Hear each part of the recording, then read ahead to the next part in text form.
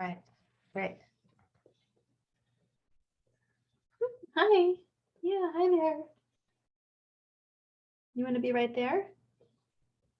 It's okay. You can also be with your papa. Yep, he's up there. Get some body heat from papa. That's okay too. Yeah. Okay. Good morning again, everyone. We have sunshine in Portland. It's not storming. It's not torrential rain and wind right now.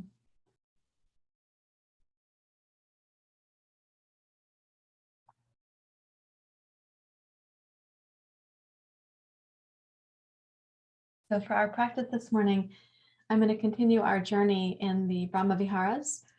And where I last left off was with the practice of metta or Maitri. So that's going to be part of our focus today too. So please take a comfortable seat and you can rest your hands in your lap. You're welcome to close your eyes. Thank you very much for making it to class and prioritizing being here for your practice and also for us as a community.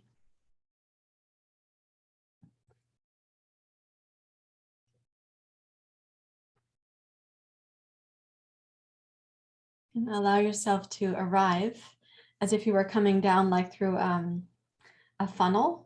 So whatever the mayhem is in your daily life, whatever the humdrum is, whatever the doldrums are, that you're letting yourself come in and down to your body and to the ground beneath you. Come into your practice. You have already taken your seat, so you've done the most important step. You have arrived.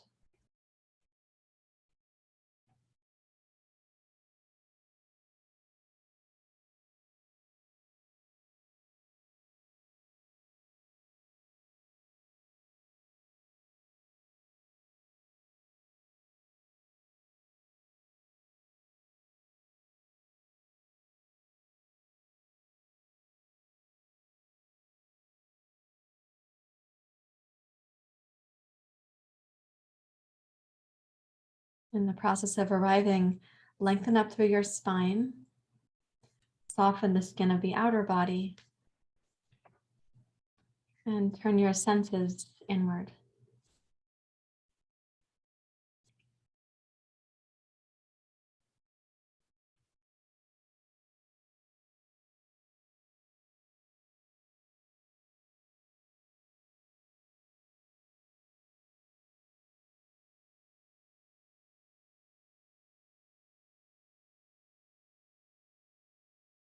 And then allow your breathing, and let's use the Ujjayi breath. Allow that to bring you more skillfully inside. So as you draw your senses inward, let the breath come in to touch your inner life, including those senses. So don't make the Ujjayi breath so dynamic that you feel all you have is listening to the sound of the breath, or all you have in your mental field is Ujjayi, Ujjayi, Ujjayi. It's not meant to be that dynamic. It is a focal point for us, but it's also drawing us in to sense our experience inside, as if you were going scuba diving. You don't want to only be listening to the breathing apparatus the whole time you're scuba diving. And yet that breathing apparatus goes with you the entire time you're in the underworld. So bring your Ujjayi to check in with the, let's say, the underworld or the inner world.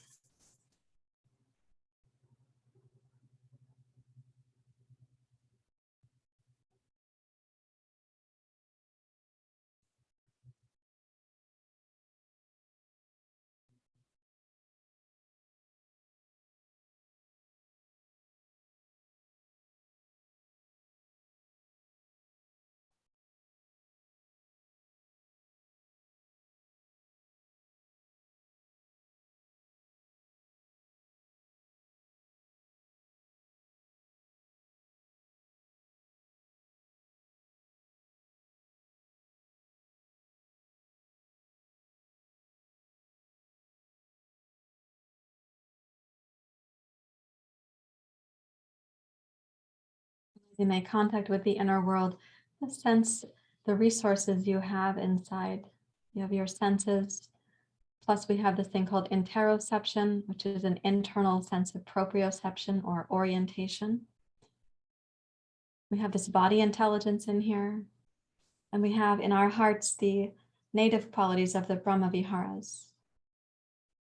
So as we research our inner world during yoga practice, we don't have to come looking for what's wrong with us or looking for what has to be solved or looking for some pain that we have to eradicate.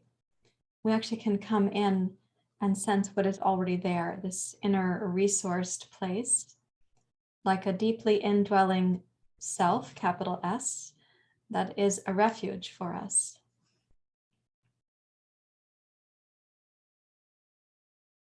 And please bring your hands together at your heart. And we'll chant the Gayatri Mantra this morning. Om Bhargava Suvah Tat Savitar Varenyam Bhargo Devasya Dhimahi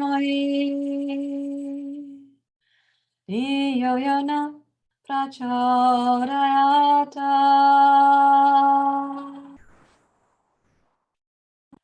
Om Bhargava Suvah Savitar Varenyam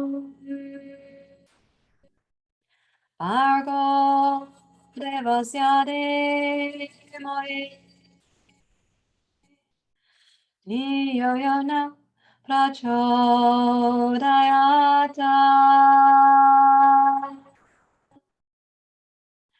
Om Bhargava Suvah Tat Savitar Varenyam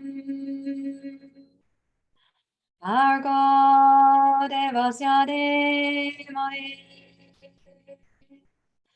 Dhiyo Yona Prachodayata.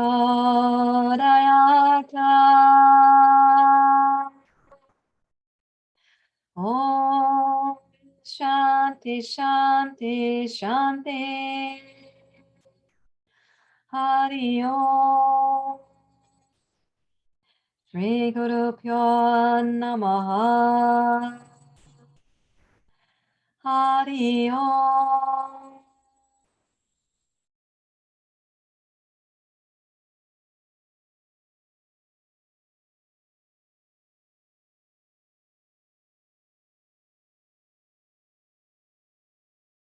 And with your exhale, you may bow your head to your heart. Release your hands and open your eyes. So this morning, to prepare for pranayama, I want to do a little bit of opening through the upper chest, collarbones, neck, and shoulders. And that's because when we're doing the inhale suspension, we actually are using the breath to stretch the chest and the heart from the inside. And I like to think of the Brahmaviharas as related to the warrior brother in the Gita, whose name is Bhima. He's associated with the fourth chakra, as are the Brahmaviharas. And he is said to be the largest and strongest of the warrior brothers, that he was very powerful. And his superpowers were the Brahmaviharas. Excuse me. And at the same time, the fourth chakra is associated with pranayama, with the ability to use the breath and the prana wisely to direct our minds to be there for meditation.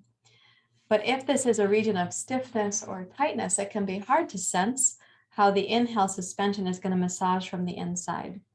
So I'm going to ask you to do something a little bit unusual. We did this in our Thursday morning class, I think. So if you can come to kneeling and take your fingers and place them between your knuckles, go right inside the back of the knee, so between the hamstrings and the calves.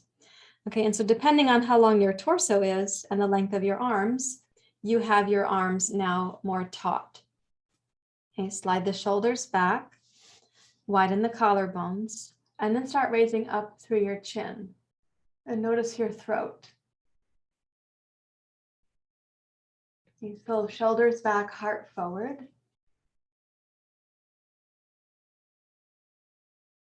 When you raise the chin, take the lower jaw forward of the upper jaw.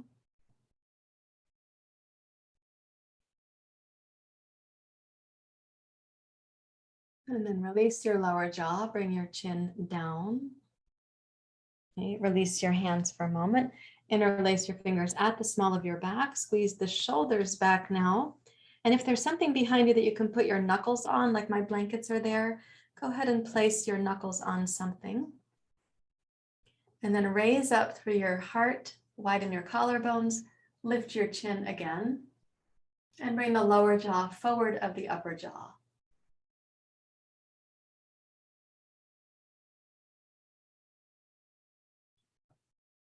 So you're actively stretching your chin to stretch the throat and the neck. And then bring your chin down to level. Squeeze the arms back towards the wall behind you. And as you squeeze your shoulders back, make your head neutral on top of the spine and rotate your nose as far as you can to your right.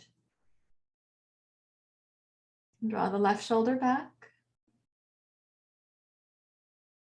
Bring your head to center and then turn your head as far as you can to your left while bringing the right shoulder back.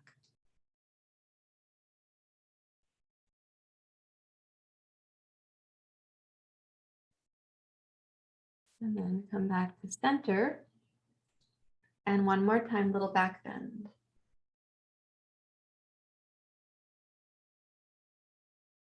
And now release the clasp of your hands. Release your arms, rest your palms face down on your thighs.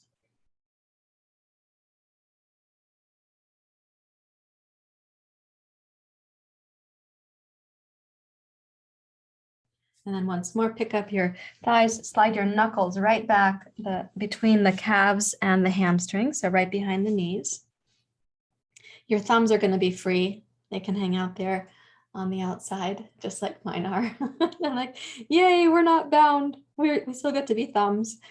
Okay, and so again, the arms are going to be a little bit taut. If you have a short torso and longer arms, you might not experience it as greatly as those of us who have a longer torso with shorter arms, but slide the shoulders back, bring your heart forward to the best of your ability, right? And then raise your chin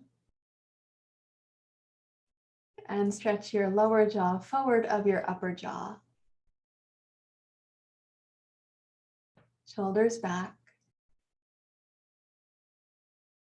collarbones up. Now bring your chin down towards the sternum. Keep the shoulders back and the heart rising.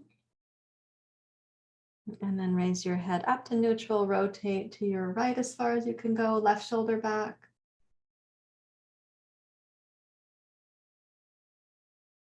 Come to center, rotate to your left as far as you can go, right shoulder back.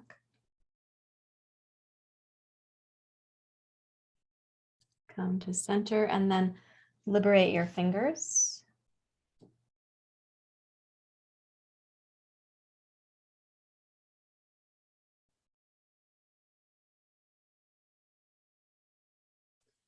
Okay, and then you can have your blankets at the ready for sitting on, but momentarily sit only on the floor and with the knees bent.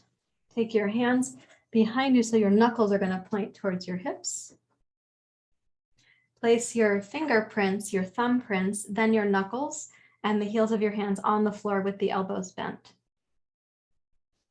Slide the elbows and your shoulders back and raise your chest and your heart up. Because we placed the palms so that your fingers point forward towards your hips, your upper arms are internally rotated. And as you take the shoulders up and back, you're trying to overcome that internal rotation. Squeeze the elbows in to be parallel with each other. So where you're stretching on the front of the shoulder and the front of the arm and the front of the chest, that is important because when our hands are forward on our computer keyboards and steering wheels, the upper arms are in internal rotation.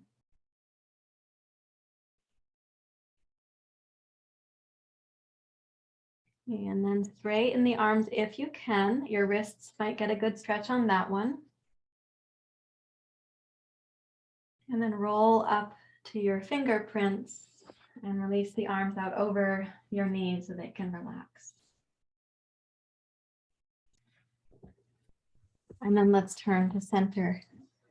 And we're going to set up for seated pranayama. So however you want to sit, whatever is a sustainable, comfortable seat for you, you're welcome to use that.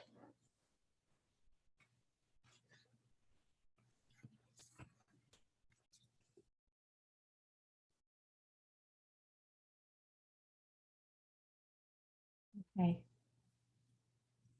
Let's take the hands out over the knees so that they're relaxed, but you have a sense of freedom in the torso and the mid-torso. And we're going to go to bhastrika. Let's begin.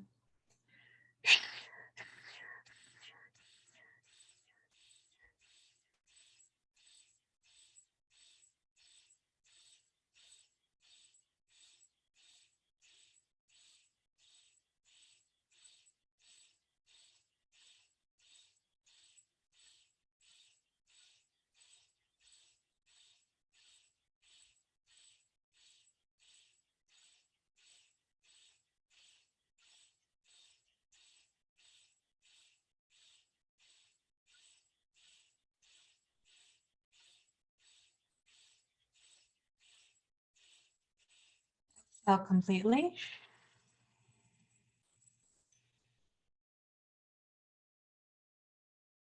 Inhale completely.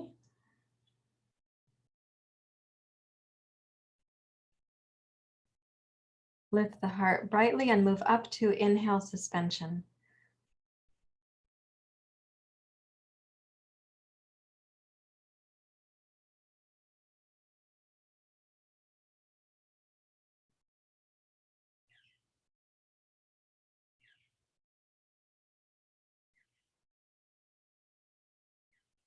Release the bandhas and exhale slowly and smoothly. Make it a complete exhale. So at the end of the exhale, the belly is really toned, and then you totally relax the abdomen and also the mind.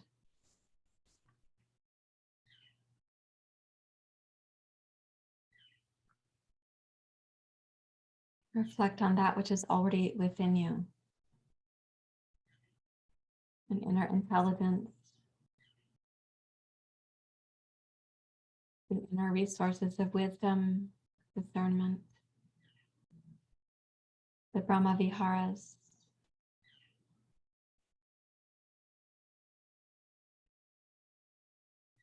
Now bhastrika a little bit more rapid.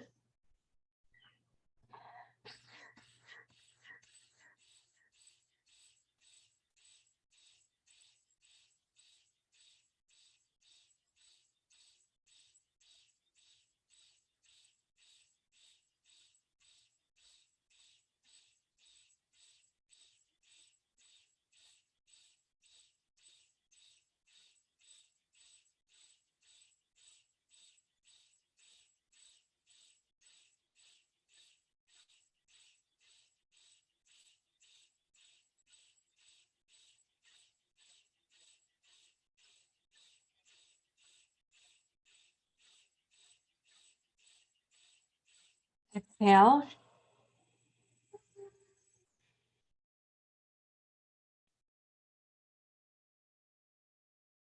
Inhale to suspension. During suspension, snug the lower belly in and up strongly.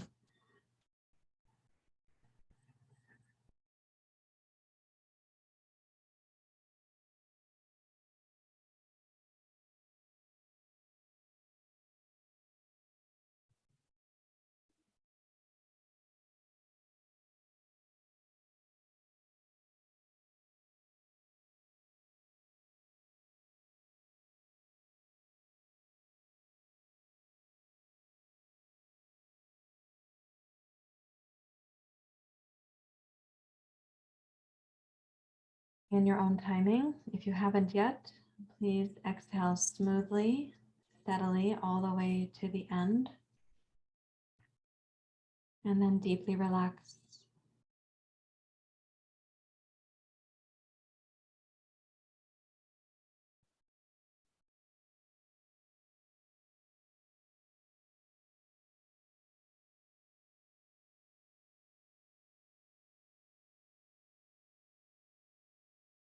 And listen again for that which is already within you.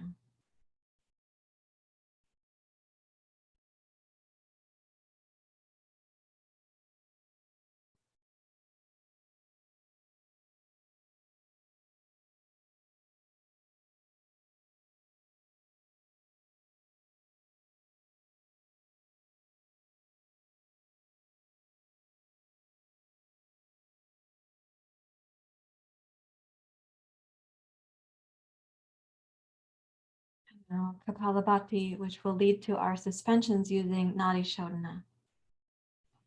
It's a little bit more rapid than bhastrika was.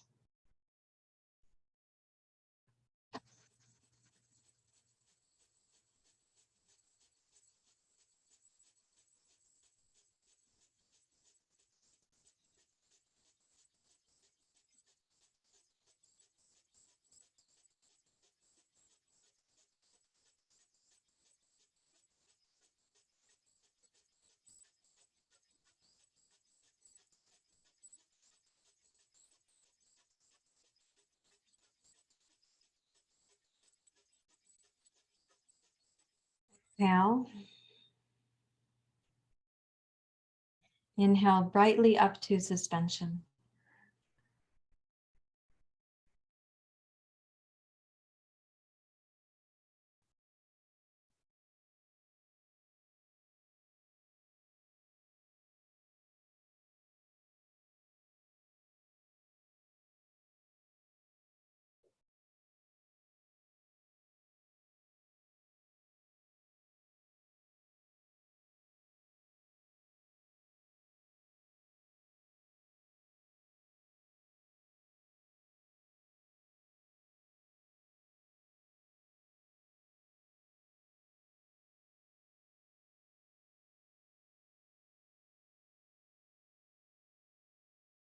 Your own discernment and timing for the exhale. And then blocking the right nostril, inhale left side only.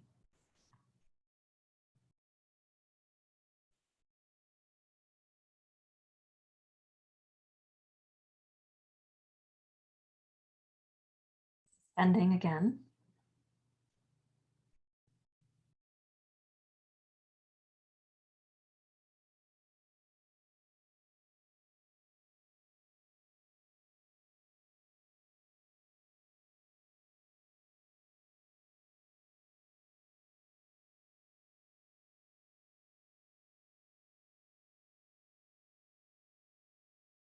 Block the left nostril, exhale right side.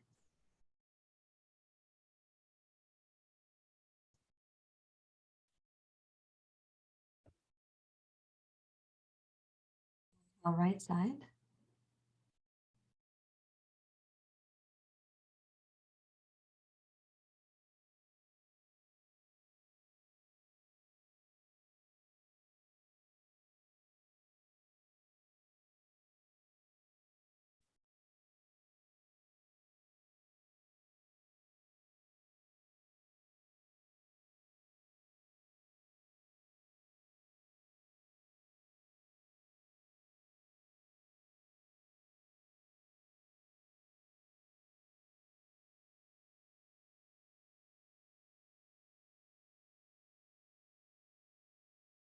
Close the right and exhale left, again in your own timing.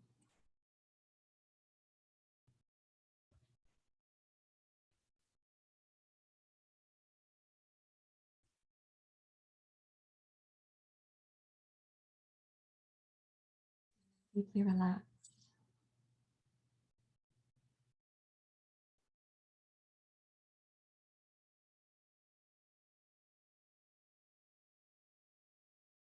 Sense again that which is already within you.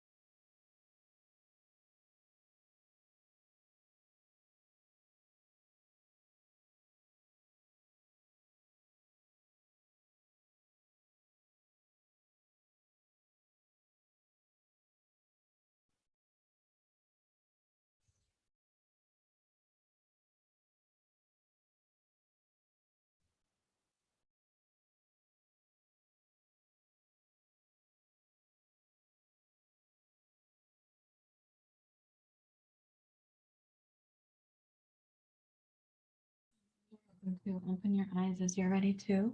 We're going to do a pranayama that some of you have been learning and some are still will be new to.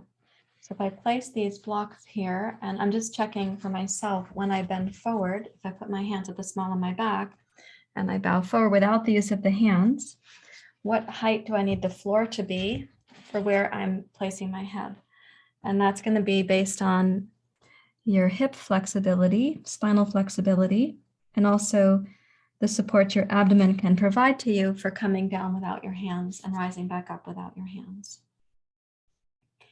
Now, these inhale suspensions, when we practice them, the chest feels bright and it's expansive and lifted, and then we exhale and I hope there's a sense of quiet for you.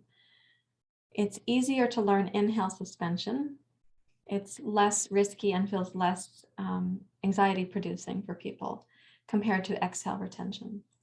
So this is a way to learn exhale pause into exhale suction, I'll call it suction, and then exhale suspension, exhale retention. These are different stages of what happens. So exhale pause is you've squeezed the exhale out.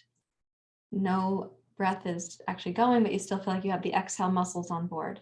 So that's exhale pause. Exhale suction is where you've squeezed the breath out. No inhale is coming, but you relax the exhale muscles. And there's an internal suction that happens because your body is a pressurized vacuum sort of container. So if there's no breath coming and you release the tone of the exhale muscles, the diaphragm goes back up, ding, to its position here. And there's this suction that goes on from the pelvic floor to the inner belly. Then before you inhale, you have to kind of use the abdominal muscles to kind of take the diaphragm back to where it was at the end of the exhale, and then you're going to inhale again. I might be pointing to this backwards. So inhale, the diaphragm comes down, exhale, the diaphragm comes up, it's pushing the breath out. At the end of that exhale, when there's no breath coming, you make this little suspension, suction thing, and then you have to push the chest down to get the inhale started again. The chest presses down towards the abdomen and it re-regulates the pressure so you don't go with your inhale. So when we go forward here, we're going to be doing exhale pause into exhale suction, not a full suspension, not a long retention. So it looks like this. Here's my inhale.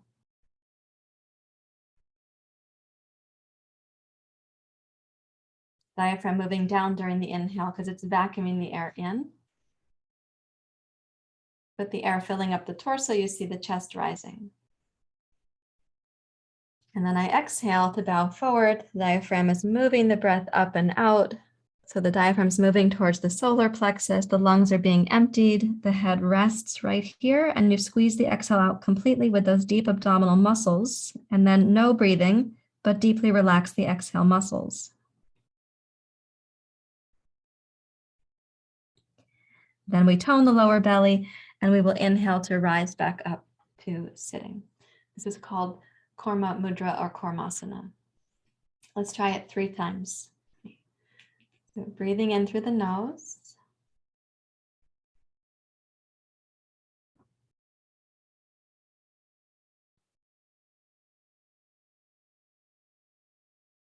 Exhale slowly. Squeeze the breath out at the end. Without inhaling, relax your exhale muscles.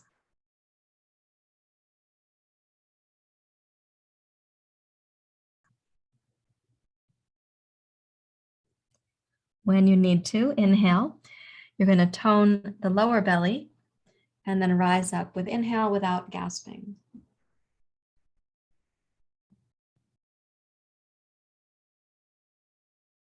And do that twice more.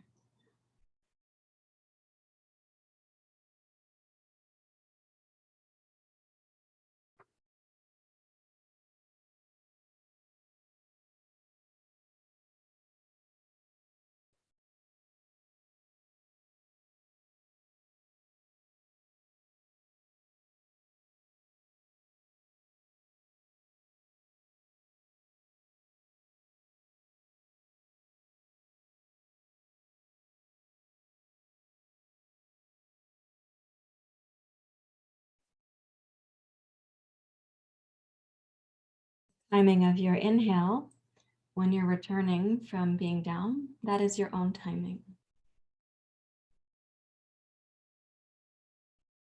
When you exhale and you're squeezing the breath out, At the bottom of the exhale, this suction actually can last for quite some time.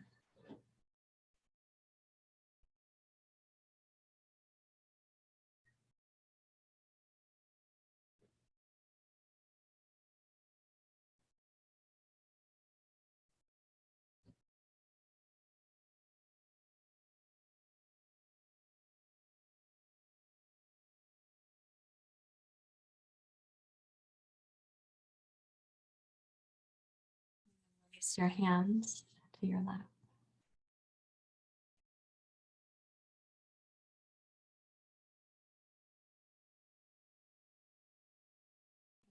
Any sense of inner quiet, contact with those inner resources. Or even listen for the absence of mental noise.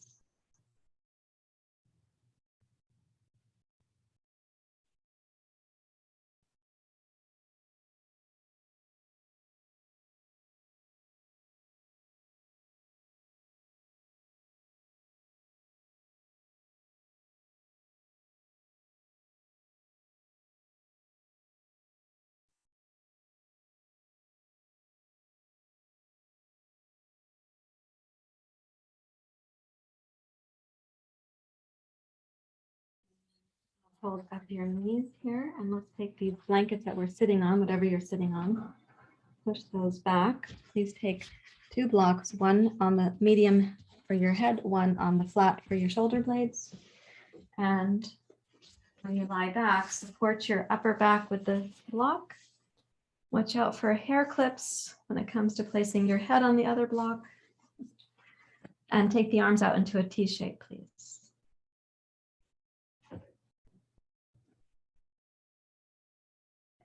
Notice when you rest back like this, if maybe the chest feels like it got more flexible from the pranayama and the first activities. Notice perhaps if the ribs might feel like a little bit less tension around the solar plexus, or if the breath feels any bit more welcomed into the lower pelvis or the lower abdomen.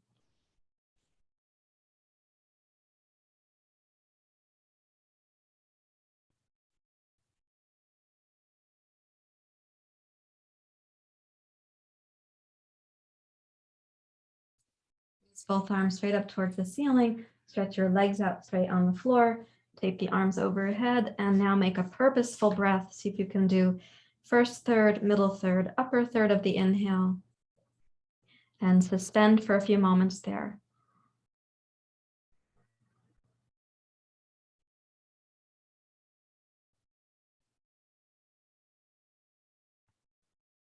And then exhale from the lower abdomen, noticing how even just above the pubic bone, the skin and the muscles will draw in as you exhale. Again, please.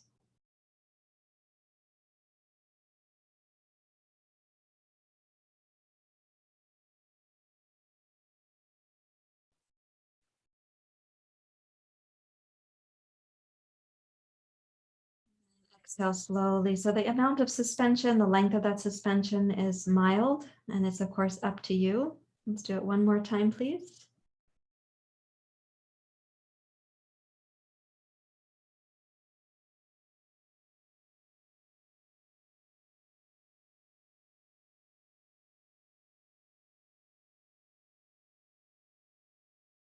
And then exhale when you're ready to, and take the arms back out to the T shape. And relax very deeply. See if you can just sort of rest in the silence of the mind.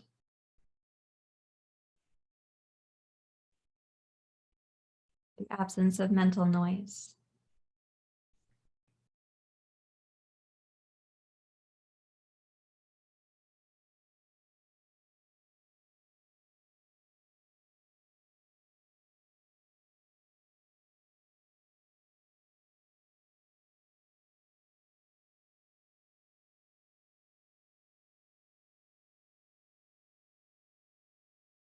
Okay, and then you can bend your knees and please decide for yourself if you're going to come upright to sit or roll sideways from those blocks. It can be awkward to roll sideways off of the blocks.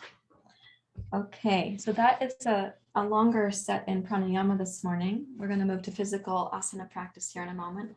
I want to say that in the absence of mental noise, that's my hope, is that you're having that experience. In the Brahmaviharas, we have 4 Brahmaviharas, and each one comes with the near enemies and the far enemies. In the Bhagavad Gita, what happens when Arjuna and Bhima, and also Sahadeva and Nakula and Yudhishthira, the 5 brothers, when they come back to the kingdom to take their rightful place in the kingdom after having been exiled and practicing during exile, refining their warrior skills, refining their yoga, stilling the mind, all these things, they come back to the kingdom and they meet up with their cousins who are now called the enemies, because the cousins have become the enemies of the kingdom. They have destroyed the kingdom. In the absence of the princes, these 5 brothers, these 100 cousins have been making a mess of the place. So the near enemies and the far enemies are just a handful of the 100 cousins across the battlefield. And this battle is being played at the 3rd chakra. It's really the battle of the mind. That's why Arjuna represents the 3rd chakra and Bhima represents the 4th chakra. And his deepest qualities are compassion and loving kindness and these Brahmaviharas. So the battle is here at the 3rd chakra. And when we're coming to touch what I hope you're experiencing as mental silence or the absence of mental noise, my hope is you're also able to rest in the heart. So the absence of battling with yourself, the fullness of the heart. You would naturally exude compassion, loving kindness, appreciative joy, and equanimity. So that being said, now let's come up for physical practice. I want to make sure these are out of my way. Please rise up to standing. And as you come up to stand, I have you guys on the top of my screen. Now let me see if I can make this a little bit taller camera so my head won't be cut off.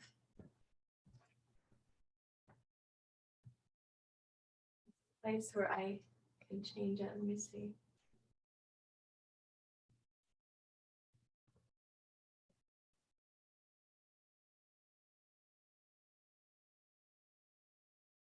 See if that will do it.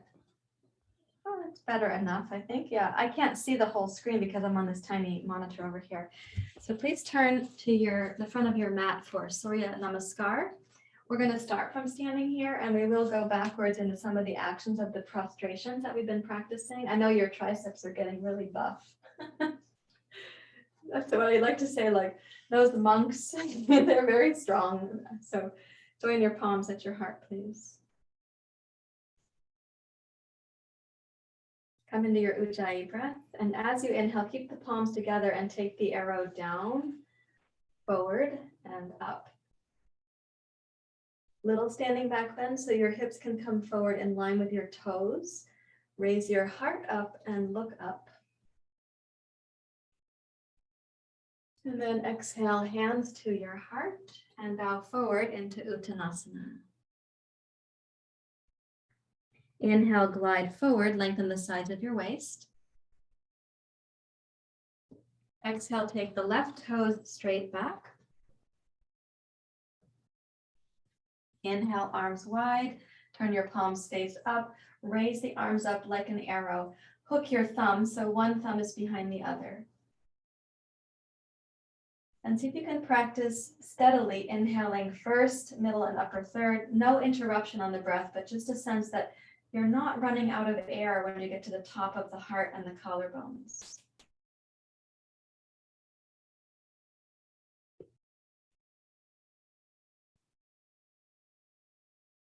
Notice the exhale is going to begin in the lower pelvis and belly. And the heart doesn't shrink during the exhale. And with your next exhale, sweep the arms wide, come over your right leg, tone your left hip and left leg. Inhale, step to plank pose. Exhale, reach back, downward facing dog. Inhale, forward to plank.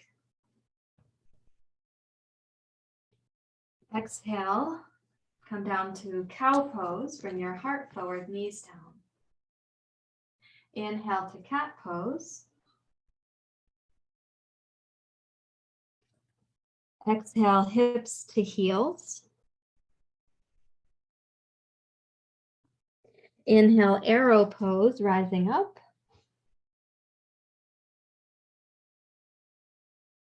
Exhale, pranam. So use the lower belly, roll over. The lumbar spine is rounded. Touch the pinky side of the hand to the floor.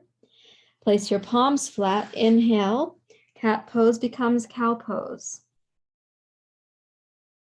Exhale, inchworm pose. Inhale, cobra. Exhale, inchworm. Inhale, cow pose. Exhale, cat pose becomes child's pose. Inhale, slide your hands along the floor, roll up to kneeling. Interlace your fingers. Exhale, kneeling back bend. Inhale, reach that back bend upwards, open your throat. Exhale, bow your forehead to the floor. And then come to the crown of your skull, raise your arms up towards the ceiling. And exhale, hips to heels. Inhale, arrow pose. And exhale, pranam.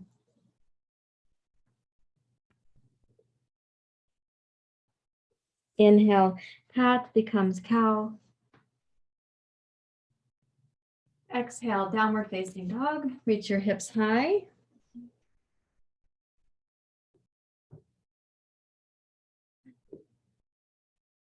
And then exhale, step your left foot forward between your hands. Use the blocks as needed. It is my personal preference.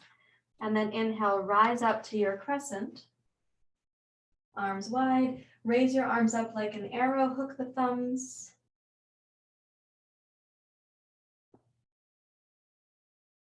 Come into the breath here. So part of that prostration sequence, one reason that we're using it is how it encourages the inhale, how it squeezes the exhale. So see here if you can have the breath without striving or over efforting. Can you have a relaxed but full breath cycle even up into the heart? And then exhale, float the arms wide, come over your left leg, make the right leg strong. And inhale, step forward, heart forward.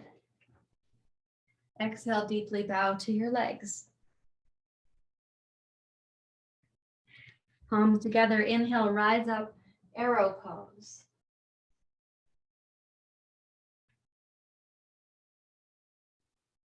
And exhale, hands to your heart, Anjali Mudra.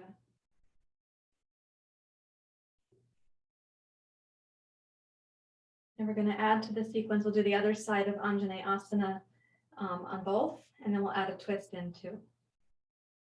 Okay. Inhale, raise your arrow up. The hips can come forward in line with the toes. They don't have to come very far forward because the back bend is in the heart. Yeah. And then exhale, hands to your heart, bow forward. Inhale, glide forward. Exhale, left toes back and left knee down.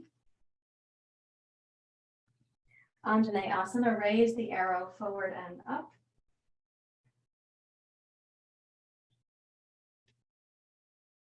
Beautiful. So the back bend here is still in the heart, even though the hips come a little forward, and your right knee is probably over your right toes. So as you inhale, raise up the upper third of the breath. The last third of the breath is in the heart. And then exhale and bring this arrow down and slide your right forearm to the outside of your left thigh. Watch out for your bony elbow against your leg. So when you put the arrow down here now, twist by pressing your left palm onto your right. So twist the upper chest to your left. And then inhale, raise your left arm.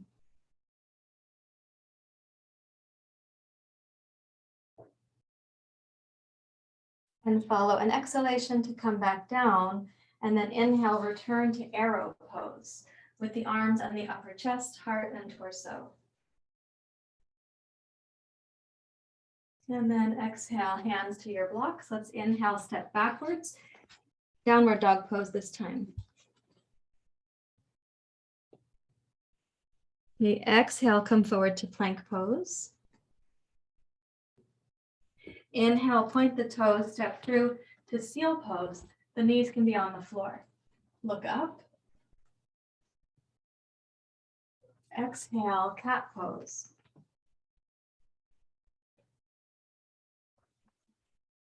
Inhale, cow pose. Exhale, downward facing dog pose.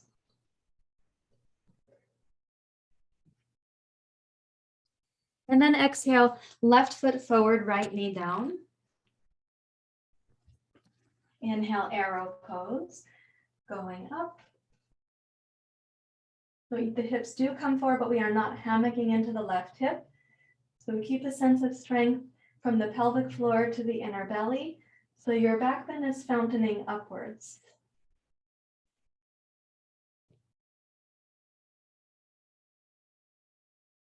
And then exhale and bring your arrow across to the outside of your left knee. Press your left hand on your right hand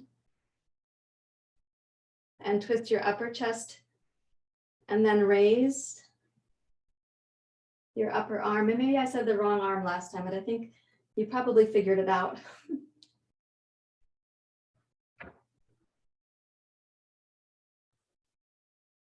And then exhale, coming down. Now steady the pelvis and inhale, rise up to your arrow position.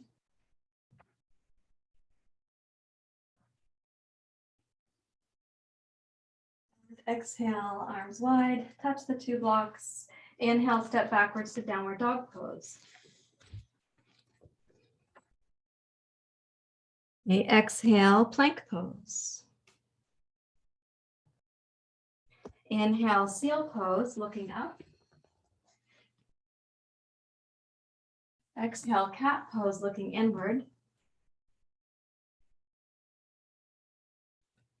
Inhale, cow pose, looking forward. Exhale, hips to your heels. Bring the palms together like an arrow. Inhale, raise it up. So tailbone down, sacrum, spine, lift your heart, look up.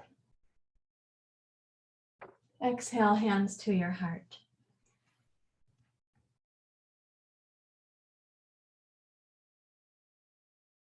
And listen for that which is already in you.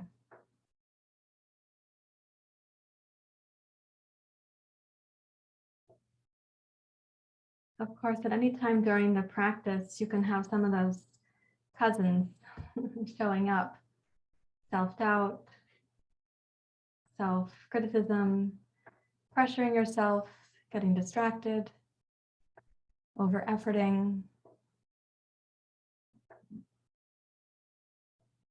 Let that all drop away for the moment so you can sense what lies deeper than that.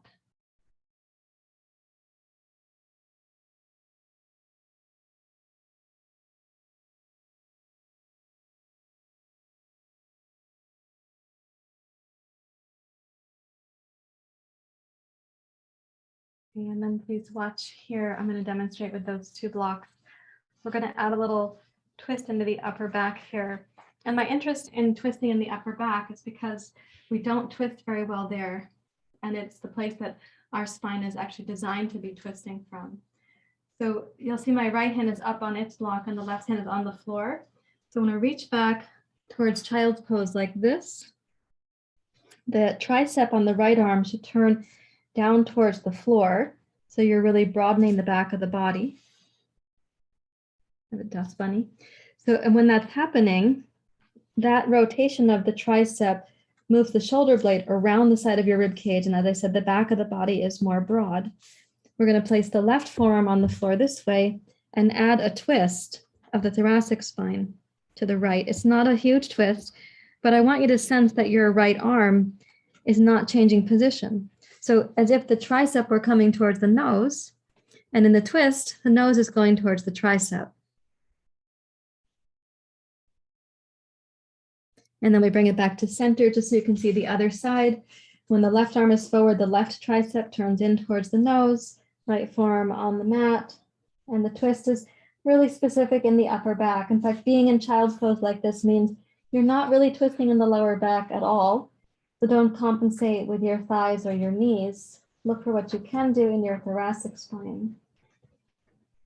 Okay, so let's stretch out into child's pose. You can put your hands up on the blocks because it's going to give you the room to twist underneath your arm there. And let's keep the right palm firmly on the block. With your left hand, you can even encourage your right tricep to turn in.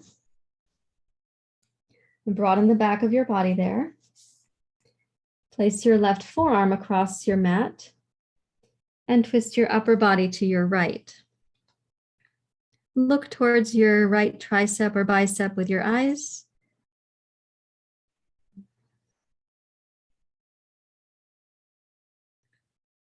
And then bring that back to center. Take the left hand up on its block, same idea. Try this gentle rotation to your left.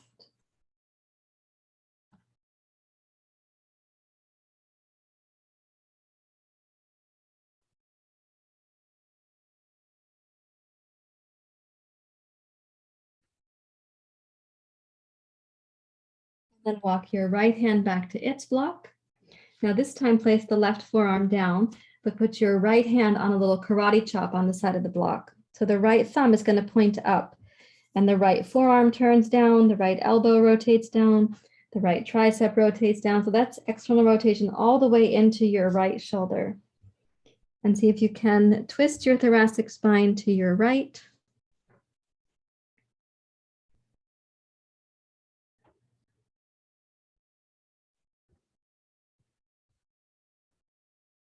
And then exhale, and let's try the other side. So left hand makes a karate chop on the block. Take the right forearm across your mat and twist to your left.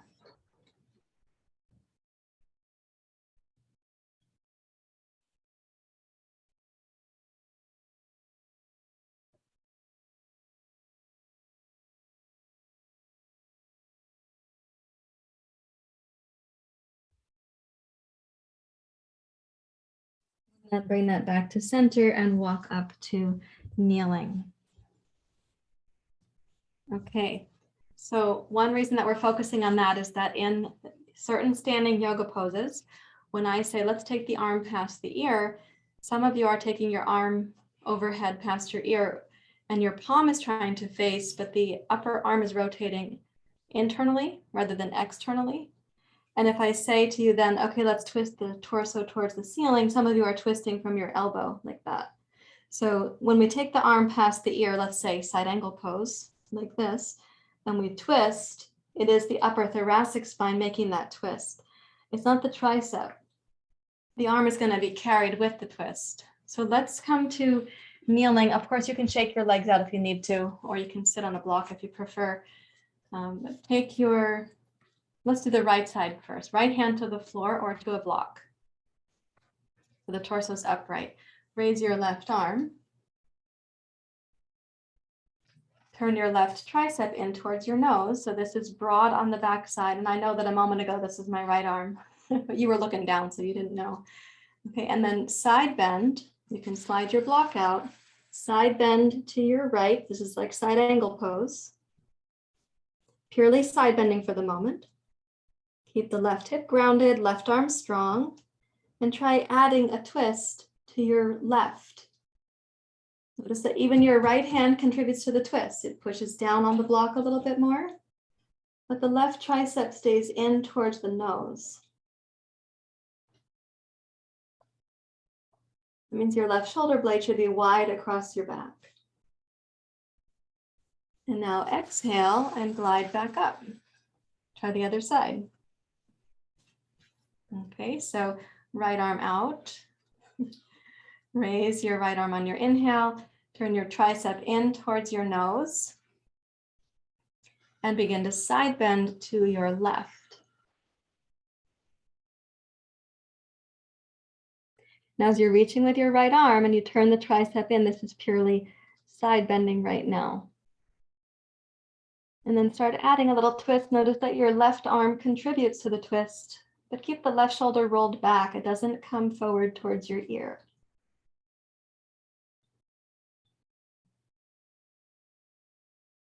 Turn your right tricep in. That rotation can be hard to manage because your right hand has nothing to touch right now. It's called an open chain.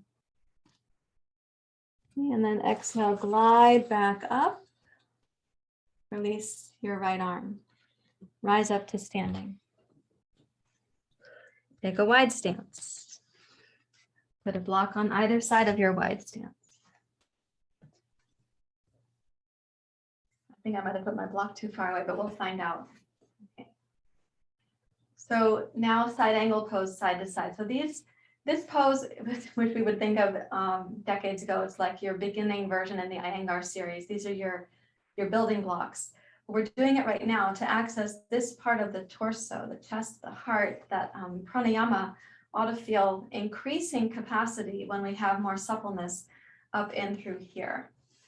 So with the left foot, turn your heel slightly out, right foot completely out.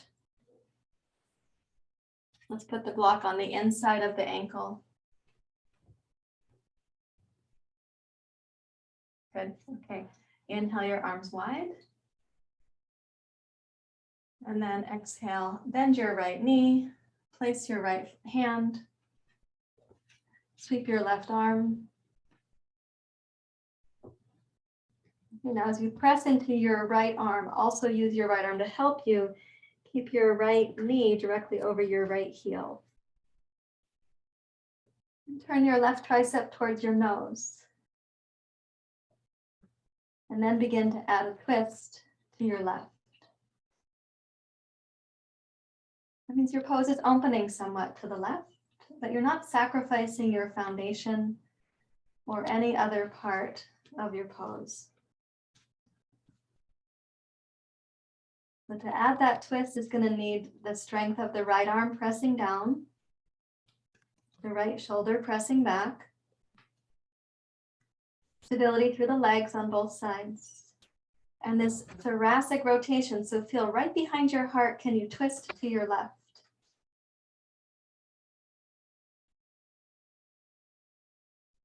And then with an exhale, lower your left arm. And then inhale, use your left arm to pull yourself up. And exhale, bring your feet to parallel. And notice how things feel left to right. Take the right heel out, left foot out. And inhale the arms wide. My block is too far away. Exhale, bend your left knee. I can see my block on the monitor. And bring your left hand down to the inside. I'm using the tall setting on my blocks because of my hip replacements. It's just easier to feel stable. Okay, right arm past your ear. Turn your right tricep towards your nose. Use your left arm to help you keep the left knee in line with your left heel and pointing towards your toes. Okay, let's get this rotation for the right arm. And then add the twist to your right.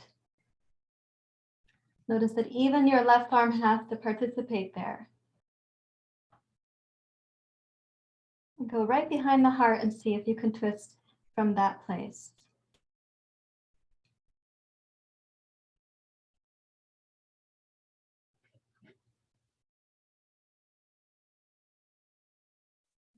Long inhalation, reach from your right heel to your right fingers. Then follow your exhale, right hand down. And inhale, use your right arm to bring yourself back up. Let's make the feet parallel. And come down to Prasara to Paratanasana. And see if you can feel, once you get settled in, are you able to feel the work you were doing in your thoracic spine and around the side ribs there, up close to the armpits?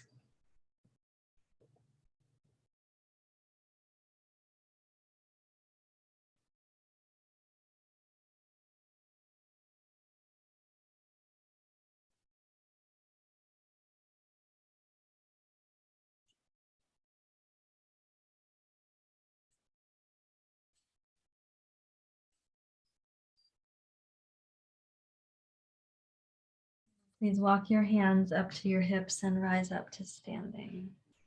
Okay, now I'd like you to take a few moments just to watch. I want to bring you into a journey again with exhale. Exhale, pause. Exhale, suction becomes exhale, suspension becomes Uddiyana. We're going to learn this. We've been practicing it for quite some time, but we're going to learn it today in a familiar pose, Prasara to Paratanasana. And then we'll take it to our jazz dance and then to our horse stance. So those are 3 different positions. The benefit of being in the standing forward bend is that exhale is gravity supported. And the suction is also gravity supported. It's not a traditional way of doing it, but it's a way of learning the technique. So you're going to see, we'll inhale while we're down there. Then we exhale, squeeze the breath out, squeeze and squeeze. At the end of that exhale, without inhaling, you totally relax the squeeze. Very quickly, then you make a pretend inhalation. And this vacuum happens inside the body. And that is, no inhale is in the lungs. So that vacuum is happening. You have to release the pressure of the vacuum before you inhale, otherwise you'll gasp. Okay, so come on down. Walk your hands out. A little bit like downward dog pose. And enjoy a smooth and unhurried inhalation, please.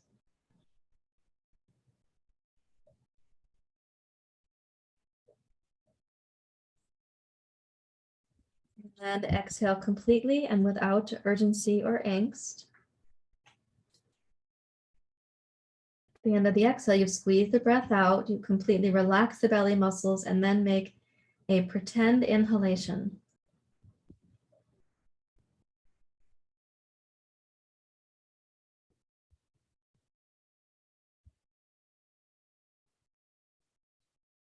And then release that before you inhale, so you're not gasping.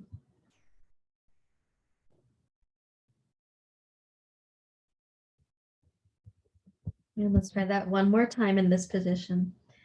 Use your own timing and your discretion about the timing. So only begin when you don't feel breathless.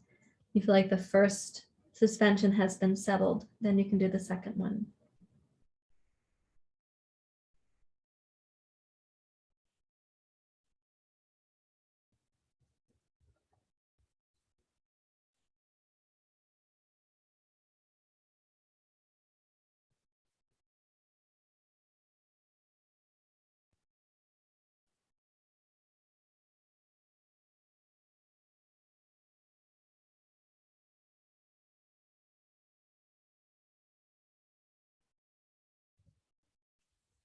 You have done 2, and you can walk your hands back to your legs.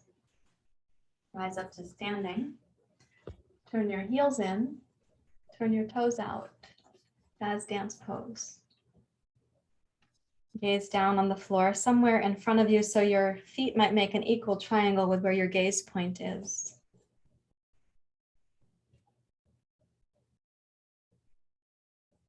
And try the same process. Now your torso is upright. Your exhale suspension will need a little bit more strength from you during the pretend inhale.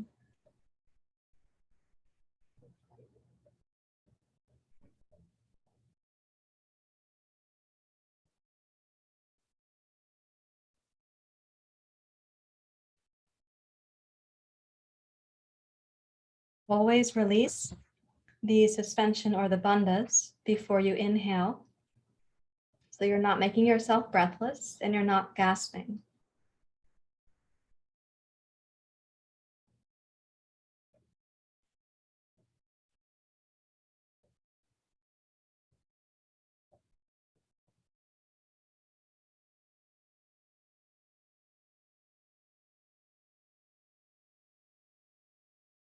When you've done 2 of those, please rise up to standing and go heel toe until you're in horse stance. Now, before we go down, let me say this. For those of you who have been practicing in the morning immersion, because we are doing some of this work, you have heard this particular invitation before. For those of you for whom this is going to be a new suggestion, take it lightly and use it as an exploration. When you do Urinabanda in horse stance like this, while you're suspending the breath out, if you have the luxury of time because you feel really relaxed in there, what you can do is make more pressure on the right hand and knee. You'll feel the right psoas. And you make more pressure on the left hand and knee. You'll feel your left psoas. And you can kind of take that back and forth a couple of times. No rushing, no urgency, no pressure on yourself to do it. It's just an exploration. It moves towards a practice called Nali, which is a deep inner cleanse of the belly. Okay, so let's place the hands, come down to your horse stance with a profoundly tranquil mind. Please inhale.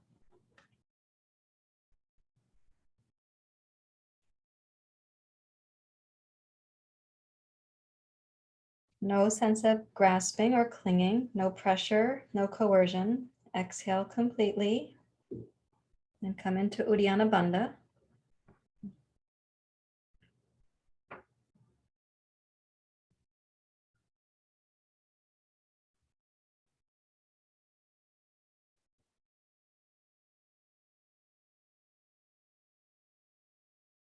Release your bandha before you're inhaling. Release all the bandhas before you inhale. So Uddiyana is what we call that exhale suspension. At its top place, you're really using, of course, all three bandhas are there, but we call it Uddiyana for short. Okay, let's do it one more time.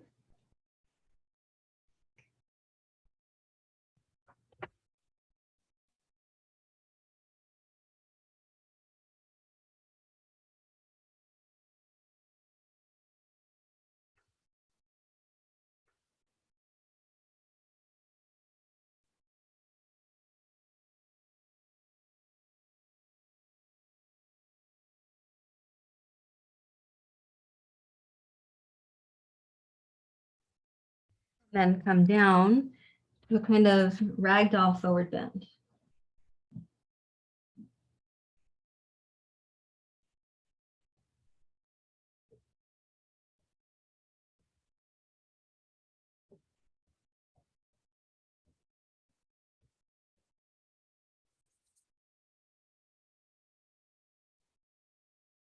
Then come down to your meditation seat.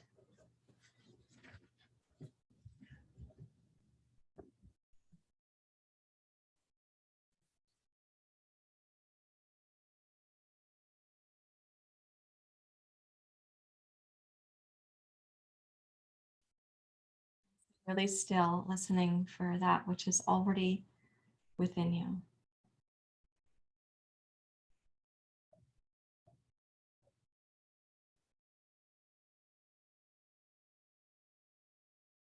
Even if you have just a teensy weensy glimpse of freedom, let that generate the seeds for loving kindness, for metta or mayatri. Even if you have just a teensy weensy sense of this love that is your nature, let it be the seed for metta or mayatri. The wish for ease from pain or suffering for everyone, everywhere. A prayer for them to have health and harmony, happiness and ease.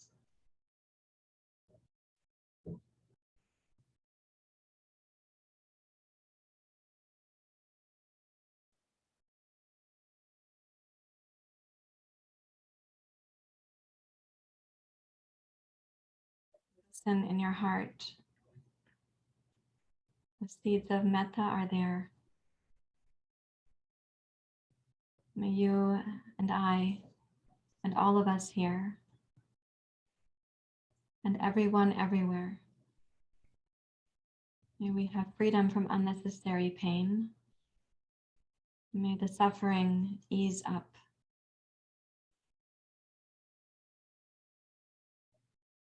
May we experience health and harmony, some happiness, some ease.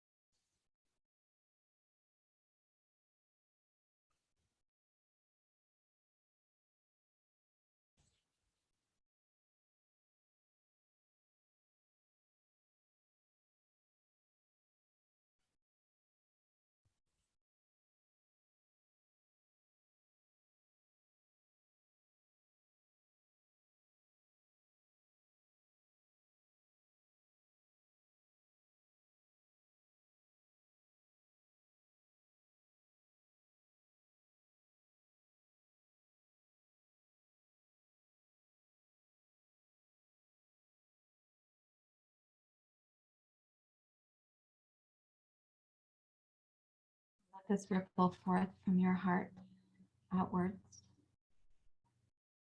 We're going to go to a Shavasana time and then we'll return to our seat. I know that many of you count on Shavasana to help more deeply embed the practice. So what we'll do is take the two blankets for the knees,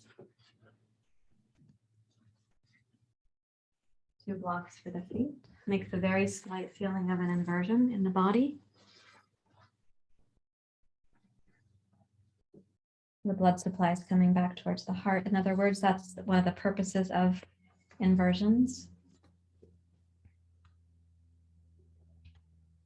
Close your eyes and imagine the center of your heart as a place where a stone is dropped and the ripples on the water go outwards and outwards and outwards.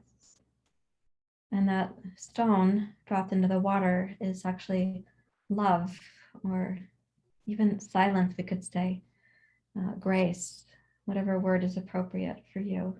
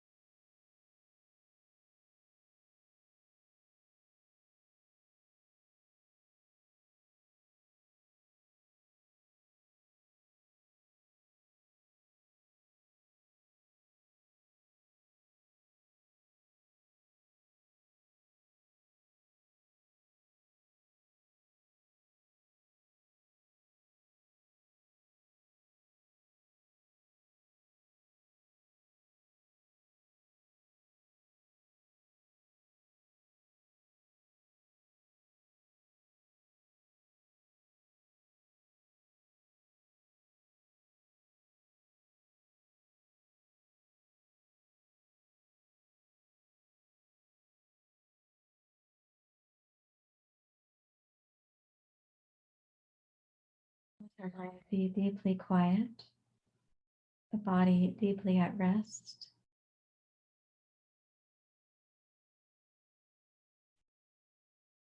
Focus on the center of the heart, the ripples that go out from there.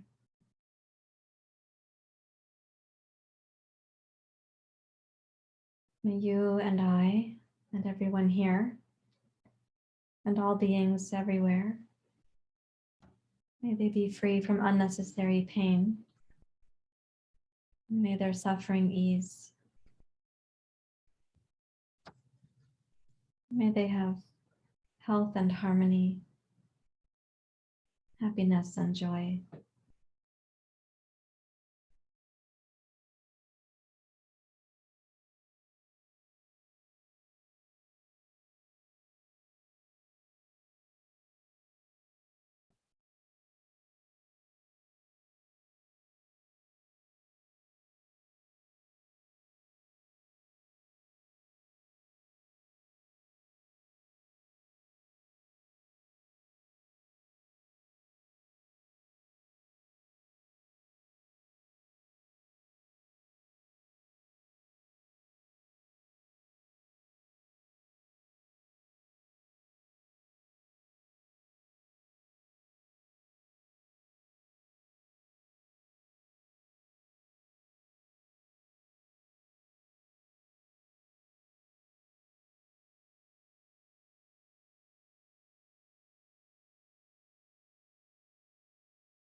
And for yourself, deeper and deeper ease,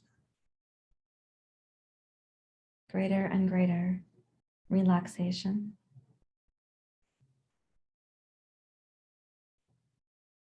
Less and less of the near enemies, the propensities, the susceptibilities.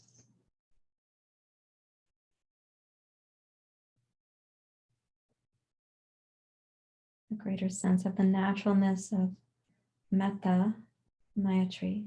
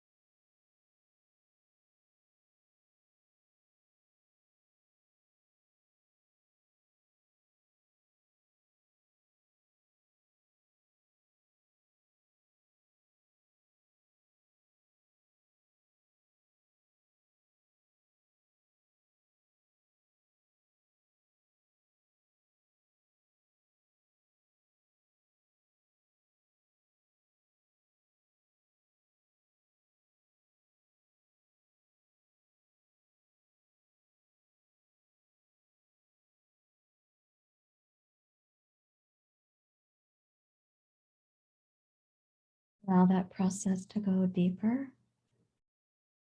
Resist any sense of distraction.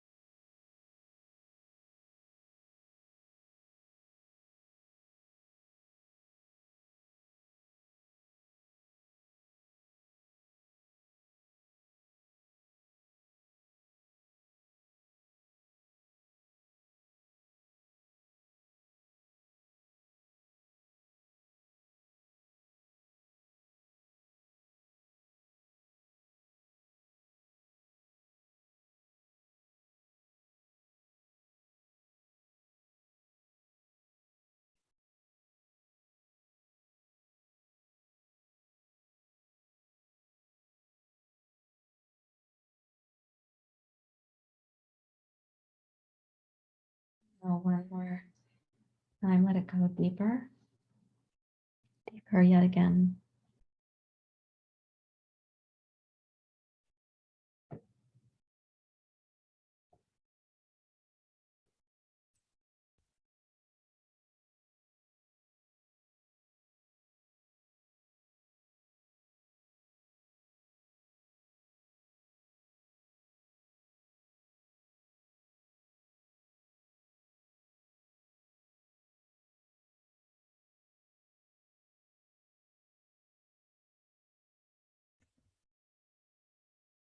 In the depth of the mind and the heart, make a thoughtful transition from your Shavasana to seated meditation.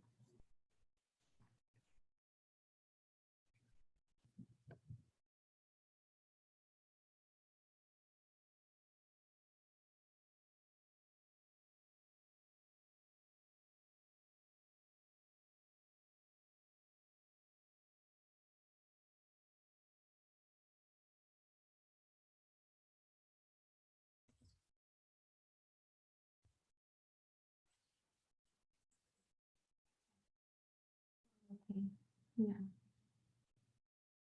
I was just doing Shavasana. All is well. Mm-hmm. Mm-hmm.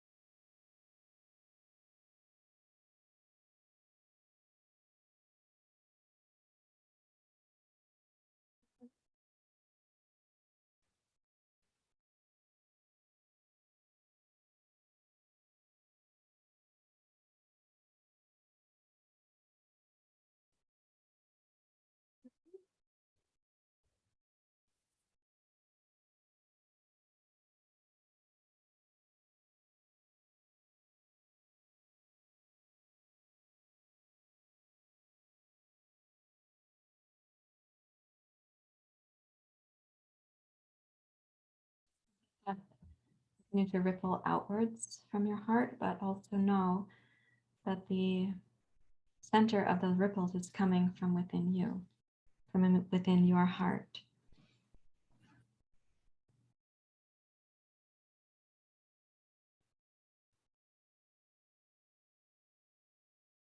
The center of that, of course, is resting in a larger love.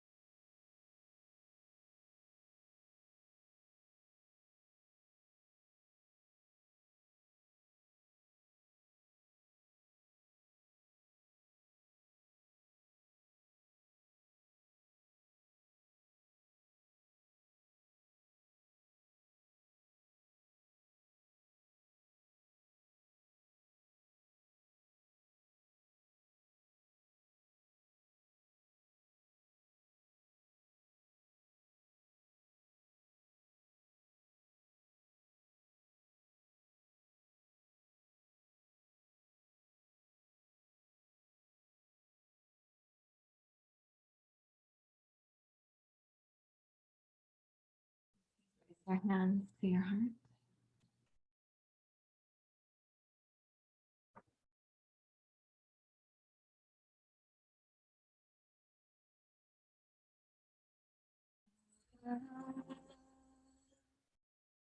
Namaskar. Sukino Bhavantu. Loka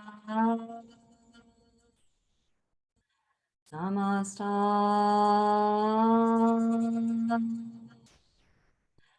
Sukhino Bhavantu.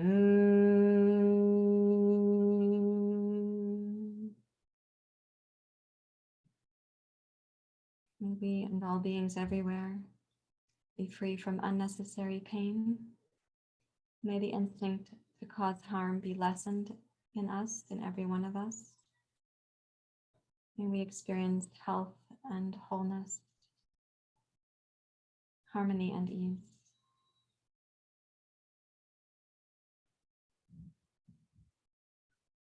Thank you very much, everyone. Namaste.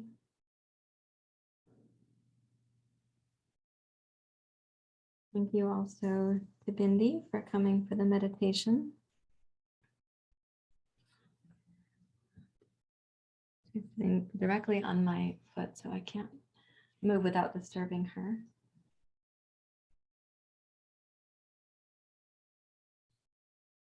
But I do have time for a couple questions if you have them. See if I can operate my mouse. Barely. Okay, let's try that. I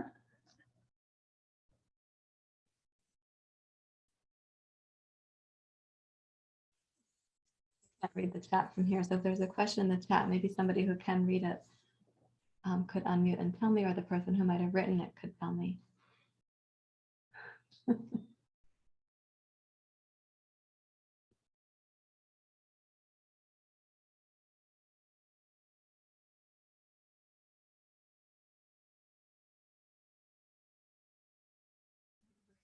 That any bigger. Let's see what I can do here with this mouse. The end of the mouse cord. I'm at the end of the mouse cord. Let's see. Let's try this. It is a mouse with a cord. Okay, there's a lot in that chat. Oh dear. How am I going to do this? Would you like me to read it?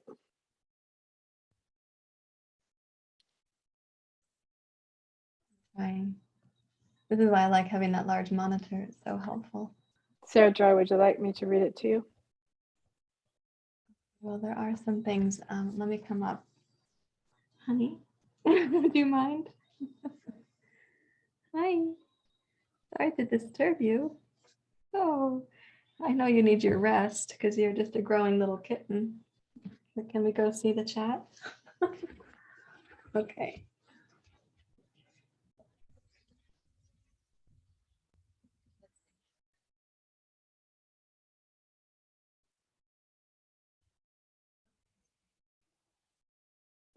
Yeah, that's hard, huh? You can go where you want to. You have freedom.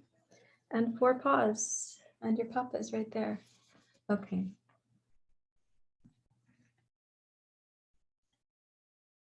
Oh, Cicely, this is wonderful. Thank you for sharing it all.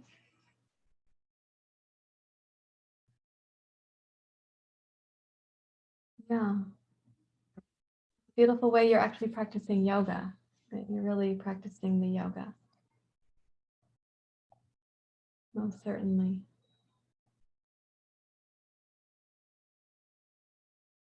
I can see Karina's note. Thank you, everyone. And oh yeah, you're welcome, Jackie and Olivia. Thank you also. Okay, yes.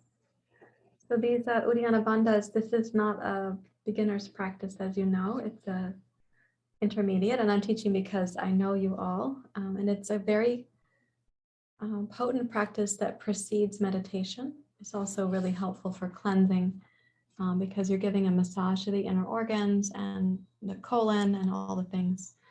The diaphragm is getting a massage. It's also a nice way to massage the psoas, which is what that pressure one side and then the other was about. So thanks for sticking with it.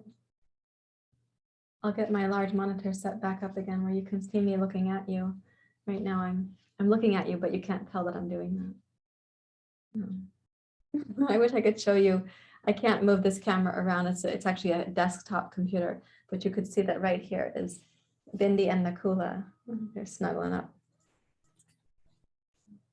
Thank you everyone for being here and doing what your body can do, because the yoga is like that, Cicely.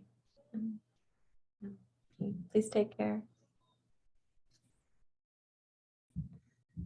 Loka samasta sukhino bhavantu.